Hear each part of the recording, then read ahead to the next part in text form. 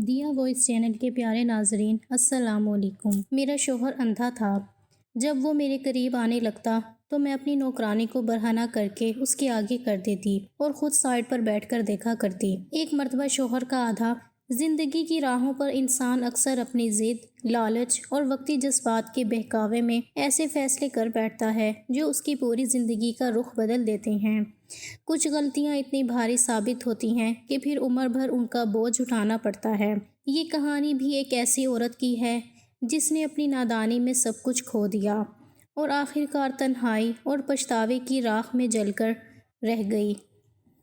میرا نام عائشہ ہے۔ میری شادی ایک سیدھے سادے اور نیک دل انسان مزمل سے ہوئی، لیکن میں نے کبھی اس کی قدر نہیں کی۔ اس نے اپنی بساط کے مطابق مجھے ہمیشہ خوش رکھنے کی کوشش کی، مگر میرے دل میں ایک نامکمل خواہش ہمیشہ سر اٹھائے رہی۔ جوانی کی دہلیز پر قدم رکھتے ہی اماں ابا نے میرا رشتہ کر دیا، اور جس انسان کو میں نے نکاح والے دن دیکھا اسے دیکھ کر میرے سارے ارمان پانی میں بہہ گئے۔ آج میرا غصے کی شدت سے بہت برا حال ہو رہا تھا۔ سمجھ نہیں آ رہی تھی کہاں جاؤں، کیا کروں۔ گھر والوں نے بھی میرے ساتھ بہت زیادتی کی تھی۔ محض پیسے کے لیے اندھے شخص کے ساتھ بیاہ دیا تھا۔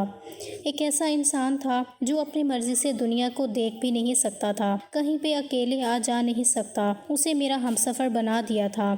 انہیں تو اس چیز کا فائدہ ہو گیا تھا، انہیں ضرورت کو پورا کرنے کے لیے پیسے مل گئے تھے، مگر میں کہاں جاتی، مجھے تو کوئی راستہ نظر نہیں آ رہا تھا۔ تب ہی دروازے کے پاس کھٹ کھٹ کی آواز سنائی دی تھی۔ پھر دروازے کے اندر وہ آتا دکھائی دیا۔ اس کے ساتھ اس کا وہ میل نرس بھی موجود تھا جو ہر وقت اس کے ساتھ رہتا تھا۔ وہ اسے کمرے میں بٹھا کر واپس چلا گیا اور جاتے جاتے مجھے کہنے لگا کہ اگر کسی بھی چیز کی ضرورت ہو، کوئی بھی مسئلہ ہو تو مجھے آواز دے کر بلا لیجیے گا، میں ساتھ والے کمرے میں ہوں۔ میں نے آنسو بہاتے ہاں میں سر ہلا دیا اور میرا شوہر میرے پاس بیٹھ گیا اور اپنے ہاتھوں سے ٹٹول کر میری طرف دیکھنے لگا تھا۔ غصے کی ایک لہر میرے پورے وجود میں دوڑ گئی تھی۔ میں نے اس کا ہاتھ پیچھے جھٹک دیا تھا۔ اس کے چہرے پر حیرت کے تاثرات ابھرے۔ شاید وہ اس رد عمل کے لیے تیار نہیں تھا۔ وہ تو یہ سمجھ رہا تھا کہ میں غریب خاندان کی لڑکی ہوں جو اس کی دولت سے پاگل ہو کر شادی کر لی۔ اسے کیسے دھوکہ دے سکتی تھی؟ میں ایک پل بھی اسے اپنے پاس برداشت نہیں کر پا رہی تھی۔ وہ مجھ سے باتیں کر رہا تھا، میری پسند ناپسند کے بارے میں پوچھ رہا تھا، مگر میں کچھ بھی سن ہی نہیں پا رہی تھی۔ میرا ذہن یہی تانے بانے بن رہا تھا کہ میں اس شخص سے کیسے جان چھڑواؤں۔ بار بار میری نگاہوں کے سامنے حبیب کا چہرہ آ رہا تھا۔ تب ہی میرے ذہن میں ایک آئیڈیا آیا اور میں اسے جلدی سے کہنے لگی کہ میں ابھی کپڑے بدل کر آتی ہوں، اتنے ہیوی کپڑوں کی وجہ سے تھک گئی ہوں، آپ اتنی دیر میں آرام کر لیں۔ اسے بستر پر لٹا کر میں ڈریسنگ روم میں کپڑے بدل کر کمرے سے باہر نکل آئی تھی۔ اب مجھے سمجھ نہیں آ رہی تھی کہ میں اس ملازمہ کو کہاں پر ڈھونڈوں جو اس گھر میں مستقل رہتی تھی اور جس نے مجھے آتے ساتھ ہی اپنی مجبوریوں کی لمبی لمبی داستان سنا دی تھی، اور اب میں سوچ رہی تھی کہ اس کی مجبوریوں کو کیوں نہ اپنے فائدے کے لیے استعمال کروں۔ میں باہر نکل آئی۔ سامنے ہی ایک طرف ملازمین اور سامنے ہی چوکیدار تھا۔ وہ مجھے دیکھ کر حیران رہ گیا۔ بیگم صاحبہ، آپ اس وقت باہر کیا کر رہی ہیں؟ آپ کو کوئی کام تھا؟ میں نے اسے کہا کہ مجھے نسیم سے بات کرنی ہے۔ کہاں ہے وہ؟ اسے بلا دو۔ تب ہی چوکیدار نسیم کو بلا کر لایا۔ وہ شاید سو رہی تھی۔ حیران نظروں سے مجھے دیکھنے لگی۔ کچھ چاہیے تھا بیگم صاحبہ؟ میں اس کا ہاتھ پکڑ کر لاؤنج میں لے آئی اور اپنے ہاتھ میں پہنی ہوئی ایک قیمتی سونے کی انگوٹھی اس کے ہاتھ پر رکھ دی جو بری میں میرے شوہر نے میرے لیے زیورات کے ساتھ بھجوائی تھی۔ مجھے وہ بہت پسند آئی تھی، مگر اب جو میں کرنے جا رہی تھی اس کے لیے مجھے اپنی پسندیدہ چیزوں کی قربانی دینا اتنا مشکل نہیں لگ رہا تھا۔ میں نے نسیم کو کہا کہ مجھے تم سے کام ہے اور اگر تم میرا وہ کام کر دو تو میں اس سے زیادہ تمہیں پیسے دوں گی۔ تم نے کہا تھا کہ تمہاری بیٹی بیمار ہے، اس کے علاج کے لیے تمہیں پیسے چاہیے۔ وہ حیران نظروں سے مجھے دیکھنے لگی۔ میں نے اس سے کہا کہ میں تمہاری بیٹی کا علاج بھی کروا دوں گی اور تمہاری تمام ضروریات کو بھی پورا کر دوں گی، بس تمہیں میرا کام کرنا ہوگا۔ جب میں نے اسے یہ بات بتائی تو وہ ہکا بکا رہ گئی۔ پھر وہ کانوں کو ہاتھ لگانے لگی۔ میرے بندے کو اگر یہ پتہ چل گیا تو نہ جانے کیا ہوگا۔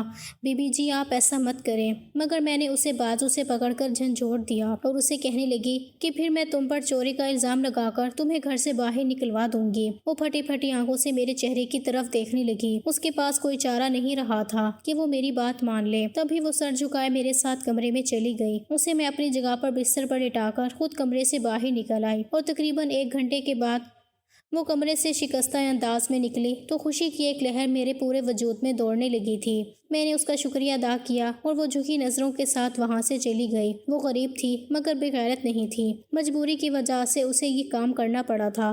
میں جب کمرے میں آئی تو میرا شوہر سو رہا تھا۔ میں بھی ایک جگہ پر لیٹ گئی اور سوچنے لگی کہ بر وقت میرے دماغ نے کام کر لیا، ورنہ اس شخص کو برداشت کرنا میرے لیے ممکن نہیں تھا۔ وہ مجھ سے بہت اچھی طریقے سے بات کرتا، میرا بہت خیال رکھتا، مجھ سے بہت محبت کرتا تھا، مگر اسے دیکھ کر ایک نفرت کا احساس میرے پورے وجود میں چھا جاتا اور مجھے سخت ناگواری کا احساس ہونے لگتا تھا۔ میرا تو دوبارہ اپنے امی ابو سے بات کرنے کا دل ہی نہیں کر رہا تھا۔ جو کچھ انہوں نے میرے ساتھ کیا تھا اس کے بعد میں واپس جانے پر تیار نہیں تھی۔ پھر ایک دن امی خود آ گئیں اور روتے ہوئے مجھے گلے لگا لیا اور شکوہ کرنے لگی کہ تم اتنے دن سے ایک بار بھی ملنے کے لیے نہیں آئی۔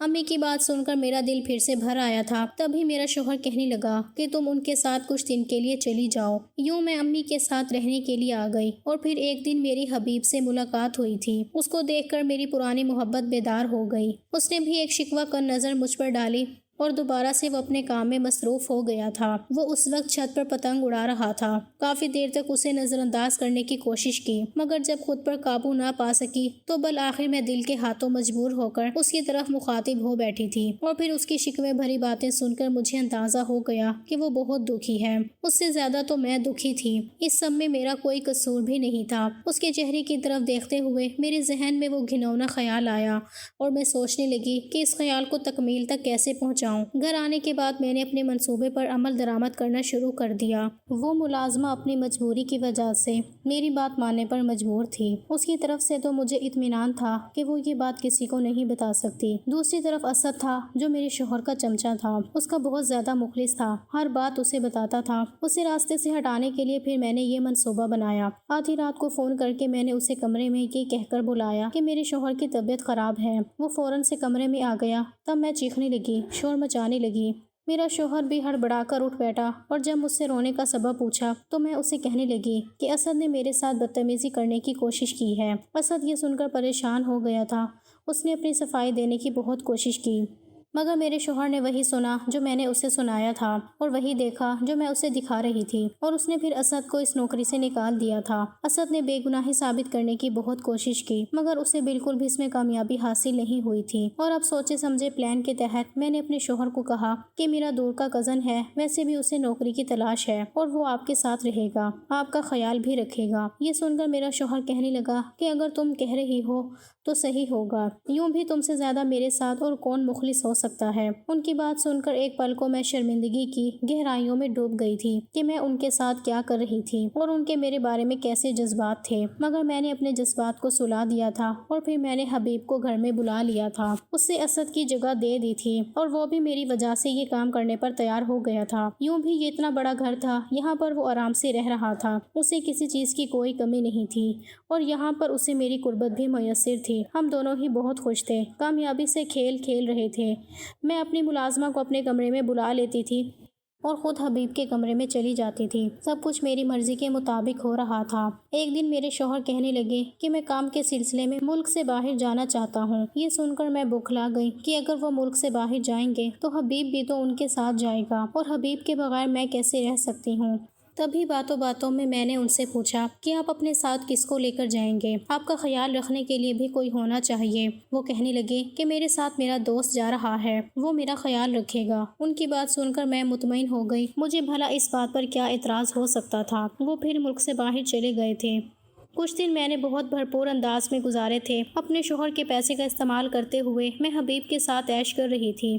پورے پاکستان میں وہ جگہیں جہاں پر میں ویسے جانے کا تصور بھی نہیں کر سکتی تھی، ان سب جگہوں پر نہ صرف ہم دونوں گھومنے کے لیے گئے تھے بلکہ ہم دونوں نے بہت زیادہ انجوائے کیا تھا۔ زندگی میں آنے والے یہ لمحات ہم لوگوں نے بھرپور طریقے سے گزارے تھے۔ ہم دونوں ہی بہت خوش تھے اور پھر کچھ دنوں کے بعد جب میرا شوہر گھر آ گیا تو وہ پہلے سے بدلا ہوا لگ رہا تھا۔ انہوں نے مجھ سے اسی انداز میں ہی بات کی تھی مگر پھر بھی ان کا لہجہ بدلا ہوا تھا۔ دیکھنے میں بھی وہ پہلے سے زیادہ صحت مند ہو گئے تھے۔ ان کے چہرے پر بھی سنجیدگی طاری تھی اور رات کو پھر حسب معمول میں نے ملازمہ کو اپنے کمرے میں بلا لیا اور پھر خود حبیب کے کمرے میں چلی گئی۔ مجھے اس کے کمرے میں گئے ہوئے تھوڑی ہی دیر گزری تھی جب ایک دم دروازہ کھلا اور کمرے کی لائٹ آن ہو گئی اور جب میں نے پیچھے مڑ کر دیکھا میں نے جب آنکھیں کھولی تو گھر میں غربت کا ماحول دیکھا تھا۔ ساری زندگی ہر چیز کے لیے ترستے ہوئے گزاری تھی۔ گھر میں امی ابو کے علاوہ ہم 6 بہن بھائی تھے۔ میں بہن بھائیوں میں سب سے بڑی تھی۔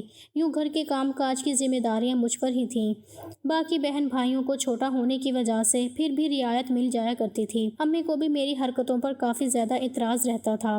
انہیں میری سہیلیوں کے گھر آنے جانے پر اعتراض ہوتا، زیادہ وقت چھت پر گزارنے پر، غرض یہ کہ بہت ساری باتوں پر اعتراض، جنہیں میں ایک کان سے سن کر دوسرے کان سے نکال دیا کرتی تھی۔ مجھے ایسا لگتا تھا جیسے اماں ہم بہن بھائیوں سے محبت نہیں کرتی، انہوں نے بس ہمیں پیدا کر کے دنیا میں لانے کی ذمہ داری ہی نبھائی ہے۔ میں ایسا صرف سوچ سکتی تھی، اماں کے سامنے ایسا کہہ نہیں سکتی تھی، کیونکہ وہ چپل اتار کر مارتے ہوئے دیر نہیں لگاتی تھیں۔ کمانے والے صرف ابا ہی تھے، تینوں بھائی بہت چھوٹے تھے، ایسے میں گھر میں زیادہ تر دال سبزی ہی پکتی تھی۔ کبھی کبھی تو گھر میں فاقے کی نوبت بھی آ جاتی تھی۔ ہمیں اچھا کھانا مہینوں بعد ہی نصیب ہوتا تھا۔ حبیب میری زندگی میں بہار کی مانند آیا تھا۔ وہ لوگ کچھ ٹائم پہلے ہی اس محلے میں آ کر آباد ہوئے تھے۔ یہ گھر انہوں نے کرائے پر لیا ہوا تھا اور وہ ہم سے بھی زیادہ گئے گزرے تھے۔ ہمیں ایک فائدہ تھا کہ کچا پکا ہی صحیح مگر گھر ہمارا اپنا تھا، مگر وہ لوگ تو بیچارے اپنے گھر سے بھی محروم تھے۔ حبیب کی کوئی نوکری بھی نہیں تھی، وہ سارا دن دوستوں کے ساتھ یہاں وہاں گھومتا پھرتا رہتا تھا۔ ہم دونوں ہی ایک دوسرے کو پسند کرتے تھے، شادی کرنا چاہتے تھے۔ جب حبیب نے میرے لیے رشتہ بھجوایا تو اماں ابا نے یہ کہہ کر رشتہ اسی وقت منع کر دیا کہ لڑکے کے چال چلن ٹھیک نہیں ہے اور نہ ہی وہ کوئی نوکری کرتا ہے۔ ایسے نکھٹو انسان کے ساتھ کا ہمیں کیا فائدہ جو بیٹی ہر دوسرے تیسرے دن رو کر مائکے کی دہلیز پر آتی رہے۔ اماں کی بات ایک حد تک ٹھیک تھی، مگر میں پھر بھی اپنے فیصلے سے پیچھے ہٹنے کو تیار نہیں تھی۔ میں نے جب اس بات پر احتجاج کیا تو اماں نے میری بہت ہی زیادہ پٹائی کی تھی، اور اماں سے مار کھانے کے باوجود بھی میں اپنی بات سے پیچھے نہیں ہٹ رہی تھی۔ انہی دنوں اماں ابا نہ جانے کیا باتیں کرتے رہتے تھے، اور مجھے ایسا لگ رہا تھا جیسے وہ لوگ میرے بارے میں کوئی کھچڑی پکا رہے تھے، مگر میں یہ بھی جانتی تھی کہ میری مرضی کے بغیر وہ کچھ بھی نہیں کر سکتے تھے، کیونکہ وہ جانتے تھے کہ میں کافی زیادہ تیز لڑکی ہوں۔ تبھی ایک دن اماں نے مجھے کہا کہ ابا نے میرا رشتہ اپنے باس کے ساتھ طے کر دیا ہے۔ یہ بات سن کر میں ہکا بکا رہ گئی۔ ایسے بھلا کیسے ہو سکتا ہے؟ آپ لوگ میری رضا جانے بغیر میرا رشتہ کیسے طے کر سکتے ہیں، جبکہ آپ جانتے بھی ہیں کہ میں کس کے ساتھ شادی کرنا چاہتی ہوں؟ اماں نے میری بات سن کر سر پیٹ لیا اور کہنے لگی کہ وہ نکھٹو جو 10 روپیہ بھی نہیں کماتا وہ تمہیں کہاں سے کھلائے گا، وہ تمہاری ضروریات کیسے پوری کرے گا؟ اماں کی بات سن کر میں چپ ہو گئی تھی۔ اب تو ابا بھی اس رشتے کی حامی بھر رہے تھے۔ اماں کی نسبت ابا سے میں بہت ڈرتی تھی، اور ان کے سامنے تو میں ایسی بات کرنے کے بارے میں سوچ بھی نہیں سکتی تھی۔ ابا کو سانس کا اور شوگر کا مسئلہ تھا، پچھلے کئی سالوں سے شوگر کی بیماری تھی، اور اب جب انہوں نے میرا رشتہ طے کر لیا تو انہیں ان کے باس نے بہت مالی مدد بھی کی تھی، جس کے بارے میں مجھے بعد میں اندازہ ہوا تھا۔ اور پھر جب شادی سے پہلے ہی میرے لیے قیمتی زیورات اور ڈھیر کپڑے آئے تو یہ دیکھ کر کچھ پل کے لیے میں بھی وقتی طور پر بہک گئی تھی، اور پھر شادی کی تیاریاں کرنے لگی تھی، جب مجھے اماں نے ڈرتے ڈرتے شادی والے دن یہ بتایا کہ میرا ہونے والا شوہر اندھا ہے، اسے نظر نہیں آتا۔ تو یہ سن کر میں نے ایک جھٹکے سے سر اٹھایا تھا۔ اماں، آپ لوگوں نے میری زندگی برباد کر دی۔ آخر آپ لوگوں نے کیا سوچ کر اس شخص سے میری شادی کی ہے؟ میری حالت دیکھ کر اماں گڑبڑا گئیں اور کہنے لگیں، ارے تو کیا ہوا، لڑکا بہت امیر ہے، پیسوں میں کھیلے گی تو، اور تمہارے ابا کہہ رہے تھے کہ اس کا علاج ممکن ہے، کچھ ٹائم پہلے ہی ایکسیڈنٹ سے اس کی نظر چلی گئی ہے، اور یہ بھی ہو سکتا ہے کہ وہ آپریشن کروا لیں تو اس کی نظر واپس آ جائے، تو فکر کیوں کرتی ہے؟ اماں کی بات سن کر میں چپ ہو گئی، مگر دل میں اس شخص کے لیے بے انتہا نفرت پیدا ہو گئی تھی، اور اسی نفرت نے مجھے بغاوت کرنے پر اکسایا، اور میں نفرت کی آگ میں گناہ کی طرف چلی گئی، جس نے اپنے پیسے کے بل بوتے پر معذوری ہونے کے باوجود بھی مجھے خرید لیا تھا اور مجھے میری محبت سے دور کر دیا تھا۔ میں دل میں بے تحاشا نفرت اور بدگمانیاں لے کر اس کے گھر میں آئی تھی۔ اسے اپنے روبرو دیکھ کر بھی میرے دل سے اس کے لیے نفرت کم نہیں ہوئی تھی، بلکہ میں تو اس کمزوری سے فائدہ اٹھانے کا سوچ رہی تھی، اور بالآخر میں اپنے مقصد میں کامیاب ہو ہی گئی تھی۔ بلکہ ایک طرح سے تو میں اس گھر میں خوش تھی۔ ایک تو مجھے اس کی غربت بھی برداشت نہیں کرنی پڑی تھی، اور دوسرا میرا محبوب بھی ہر وقت میرے پاس رہتا تھا، اور میں پیسے میں بھی کھیل رہی تھی، ہر آسائش میسر تھی۔ اب جب ہم دونوں ساری دنیا سے بے خبر ہو کر ایک دوسرے میں مدہوش ہو گئے تھے تو کمرے کی لائٹ آن ہونے پر ہم دونوں ہڑبڑا کر اٹھ بیٹھے۔ دروازے کے بیچوں بیچ میرا شوہر کھڑا تھا، وہ بالکل سامنے دیکھ رہا تھا۔ اسے دیکھ کر ایک پل کو میری سانس رک گئی۔ مگر اس کے اندھا ہونے کا سوچ کر میری سانس میں سانس آئی تھی۔ کافی دیر تک وہ وہیں پر کھڑا رہا۔ اسے دیکھ کر ہم لوگ پھر سے ایک دوسرے میں مصروف ہو گئے تھے۔ وہ دروازہ بند کر کے وہاں سے چلا گیا تھا۔ اپنے شوہر کی یہ کمزوری میرے لیے بہت فائدے مند ثابت ہوئی تھی، اور اگلے دن جب میں صبح ناشتہ کرنے کے لیے ٹیبل پر آئی تو یہ دیکھ کر میں ہکا بکا رہ گئی۔ سامنے ٹیبل پر میرا شوہر بیٹھا ہوا تھا، اور حیرانگی کی بات یہ تھی کہ اس کے ہاتھوں میں اخبار تھا۔ آنکھوں پہ چشمہ ٹکائے وہ اخبار پڑھنے میں مصروف تھا۔ میں نے اور حبیب نے حیران و پریشان نظر ایک دوسرے پر ڈالی۔ یہ سب کیا تھا؟ تبھی میرے شوہر نے مجھ پر ایک بھرپور نظر ڈالی اور کہنے لگے کہ میں تمہیں یہ خوشخبری سنانا بھول گیا تھا کہ میں باہر اپنی آنکھوں کا آپریشن کروانے کے لیے گیا تھا، اور میری نظر واپس آ گئی ہے۔ اس کی بات سن کر میرا اوپر کا سانس اوپر، نیچے کا سانس نیچے ہی رہ گیا تھا۔ اس کا مطلب تھا کہ رات جو کچھ بھی ہوا تھا اس نے دیکھ لیا تھا۔ میرے چہرے کے تاثرات دیکھ کر وہ زخمی سے انداز میں مسکرایا اور کہنے لگا کہ میں نے تم پر اعتبار کیا تھا، تم سے سچی محبت کی تھی۔ جب تم نے اسد پر الزام لگایا تھا تو میں تبھی چونک گیا تھا، اور پھر آفس میں جانے کے بعد میں نے اسد کو اپنے آفس میں بلایا تو ہچکچاتے ہوئے اس نے مجھے بتایا کہ تم جھوٹ بول رہی ہو، اس پر الزام لگا رہی ہو۔ اس سب میں نہ جانے تمہارا کیا مقصد ہے، اور تبھی میں تمہاری حقیقت خود جاننا چاہتا تھا۔ میں کسی کے منہ سے تمہارے بارے میں کچھ بھی سننا نہیں چاہتا تھا، اور مجھے یہ بھی خبر نہیں تھی کہ وہ سچ کہہ رہا ہے یا جھوٹ کہہ رہا ہے۔ اور جب میں آپریشن کروا کر واپس آیا تو تم نے جب ملازمہ کو میرے کمرے میں بھیجا تو میں چھٹک گیا تھا۔ ملازمہ بھی مجھے اندھا سمجھ رہی تھی، مگر جب میں نے اس سے بات کی اور اس سے یہ پوچھا تو وہ پہلے تو ڈر گئی، اور پھر روتے ہوئے کہنے لگی کہ میں مجبور تھی، میں نے جو کچھ بھی کیا مجبوری کی وجہ سے کیا۔ اس کی بات سن کر غصے کی ایک شدید لہر میرے وجود میں سرایت کر گئی تھی۔ تبھی میں اپنا شک دور کرنے کے لیے اس کمرے میں آیا تو مجھے اندازہ ہو گیا کہ تم یہ سب کچھ کیوں کر رہی تھی۔ اس نے میرے ہاتھ میں خاکی رنگ کا لفافہ دیا اور کہنے لگا کہ اس میں تمہاری طلاق کے کاغذات ہیں، میں نے تمہیں اپنے رشتے سے آزاد کر دیا ہے۔ میں نے بے یقینی سے نظر اس پر ڈالی۔ اس نے تو مجھے معافی مانگنے کا موقع بھی نہیں دیا تھا اور فیصلہ سنا دیا۔ تبھی اس نے ایک فائل میرے حوالے کی اور کہنے لگا، یہ چھوٹا سا اپارٹمنٹ میں نے تمہارے لیے خریدا تھا، چونکہ یہ تمہارا تحفہ تھا، تمہارے لیے خریدا تھا، تو یہ میں تمہارے ہاتھ میں ہی دینا چاہتا ہوں۔ اب تم جو چاہو اس کا کرو، اور مبارک ہو، اب تم آزاد ہو اپنی مرضی سے اپنی زندگی گزارنے کے لیے۔ ہم دونوں دبے قدموں سے وہاں سے نکلے تھے۔ یہ بھی غنیمت تھا کہ اس نے میرے نام پر اپارٹمنٹ کر دیا تھا، اور میرے بیگ میں بھی اچھے خاصے پیسے موجود تھے۔ واپس آتے ہوئے میں اپنے کپڑے اور تمام زیورات بھی اٹھا کر لے آئی تھی، جو کہ کافی ٹائم تک ہم دونوں کی ضروریات پوری کرنے کے لیے کافی تھے۔ ہم دونوں اس اپارٹمنٹ میں آ کر رہنے لگے، اور پھر عدت مکمل ہوتے ہی میں نے حبیب پر زور دینا شروع کر دیا کہ نکاح کر لو۔ اس نے مجھ سے شادی کر لی تھی، سارا دن وہ گھر میں ہی رہتا تھا۔ اب میرے پاس پیسے اور زیورات ختم ہونے لگے تھے۔ اب میں چیخنے چلانے لگی تھی۔ صبح شام میں حبیب کو کہتی تھی کہ کوئی کام دھندا کر لو، آخر کب تک یوں گھر میں پڑے رہو گے۔ جب بھی میں اسے یہ بات کہتی تو وہ مجھے پیار سے ٹال دیتا، مگر اب میری برداشت جواب دے گئی تھی۔ اب میں اسے غصے سے کہتی تھی، اسی وجہ سے اس نے مجھ پر ہاتھ اٹھانا بھی شروع کر دیا تھا۔ میں جب بھی اسے کمانے کی بات کرتی تو وہ مجھ پر غصہ کرنے لگتا۔ مجھے اب حبیب نکھٹو انسان لگتا تھا، اس سے تو کام کرنے کی عادت ہی نہیں تھی۔ اماں کی بات بالکل صحیح تھی، وہ صرف آوارہ گردی کر سکتا تھا اور اچھی اچھی باتیں کر سکتا تھا، اس کے علاوہ اس میں اور کوئی گن نہیں تھا۔ مگر افسوس کہ میں انہی خوبیوں کی وجہ سے اس پر مرتی تھی اور اپنا ہنستا بستا گھر اجاڑ کر بیٹھی تھی۔ ماں باپ مجھ سے ناراض تھے، وہ میری شکل بھی نہیں دیکھنا چاہتے تھے، اور یہاں پر میں ہر وقت جلتے کوڑتے دن گزار رہی تھی۔ تعلیم بھی میری میٹرک تک تھی، مجھے کسی اچھی جگہ پر نوکری بھی نہیں مل سکتی تھی۔ تبھی میں نے ایک فیکٹری میں کام کرنا شروع کر دیا تھا۔ صبح سے لے کر شام تک میں فیکٹری میں کام کرتی رہتی تھی، اور جب گھر میں آتی تو میرا شوہر اپنے بستر پر لیٹا ہوا ٹی وی دیکھنے میں مصروف ہوتا تھا۔ اس کو دیکھ کر غصے کی لہر میرے وجود میں دوڑ جاتی تھی، اور پھر سارے دن کی تھکی ہاری میں گھر کے کام کرنے میں مصروف ہو جاتی۔ بار بار میری آنکھوں سے آنسو بہتے اور مجھے اپنے وہ عیش بھرے دن یاد آ جاتے جو میں نے اپنے پرانے شوہر کے گھر میں گزارے تھے، اور اب وہ دن جیسے میرے خواب بن کے رہ گئے تھے۔ میں اپنے گناہوں کی وجہ سے یہ اذیت اور ذلت بھرے دن گزارنے پر مجبور ہو گئی تھی۔ اماں کے گھر جاتی تو وہ بھی مجھے دیکھ کر منہ دوسری طرف کر دیا کرتی تھیں۔ میں روتے چہرے کے ساتھ وہاں سے واپس آتی۔ میں گھر اور نوکری میں جیسے گھن چکر بن کر رہ گئی تھی۔ میں اب ہر لمحے پچھتاتی رہتی تھی۔